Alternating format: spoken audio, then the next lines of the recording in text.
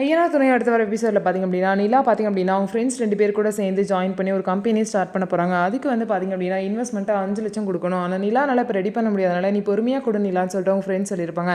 அப்போ ஃபங்க்ஷனில் வந்து நடந்துட்டு இருக்கும்போது பார்த்திங்க அப்படின்னா நிலாவை பார்த்து அந்த பார்ட்னர் 3 பேரில் ஒருத்தவங்களோட ஹஸ்பண்ட் வந்து நிலாவை பார்த்து என்ன சொல்லுவாங்க அப்படின்னா, என்னதான் வந்து இப்போதைக்கு 2 பேர் தான் பார்ட்னர் மாதிரி இல்லை, நிலா இன்னும் இன்வெஸ்ட்மெண்ட் பண்ணலை அப்படின்னு சொல்லிட்டு காமெடியாக பேசுகிறேன் அப்படின்னு சொல்லிடுவார். அதுக்கப்புறம் நிலா வந்து இதை கேட்டு ரொம்பவே அழுது சோழனை ஹக் பண்ணிவிட்டு அழுவாங்க.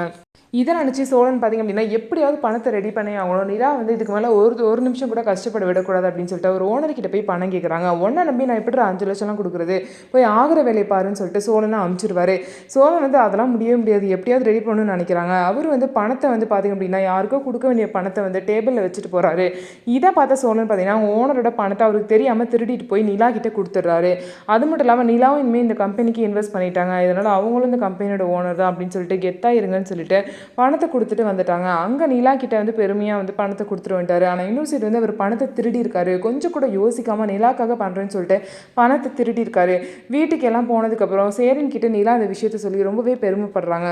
எப்படி ரெடி பண்ணேன்னு கேட்கும்போது அதெல்லாம் தெரிஞ்சவங்கள்ட்ட கடன் வாங்கினேன், நான் பார்த்துக்கிறேன் அப்படின்னு சொல்கிறாங்க சோழன். அந்த நேரம் பார்த்தீங்கன்னா சோழனோட ஓனரும் வந்து சோழன் சோழன் சொல்லிட்டு கத்திக்கிட்டே வீட்டுக்குள்ளே வராரு. ஸோ இதுக்கப்புறம் வந்து அவர் பணத்தை காணும்னு சொல்லிட்டு சோழனை கேட்கும்போது சோழன் வந்து எப்படி வந்து சமாளிக்க போகிறாரு, அவர் தான் திருடியிருக்காரு அப்படிங்கிற உண்மை தெரிய வந்தால் கண்டிப்பாக அவர் வேலையே போயிடும். இதுக்கப்புறம் என்ன நடக்க போகுதுன்னு சொல்லிட்டு வெயிட் பண்ணி பார்க்கலாம். நம்ம வீடியோ உங்களுக்கு பிடிச்சிருந்தா நம்ம வீடியோவை லைக் பண்ணிவிட்டு பாருங்கள்.